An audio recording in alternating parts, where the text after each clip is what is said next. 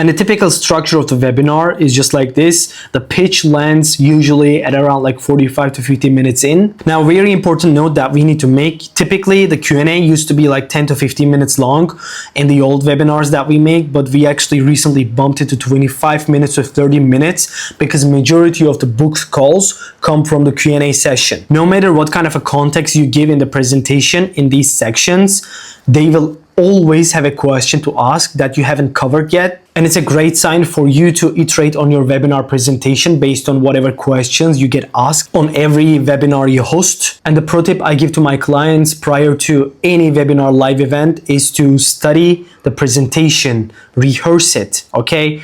Present it to an empty wall as if you're presenting to 1,000, 2,000 people so that you can build up the conviction you need when the live webinar happens. And keep in mind, you need to sell them on 3 things or they won't buy. 1, yourself, okay? You should be credible to actually deliver the result that you promise.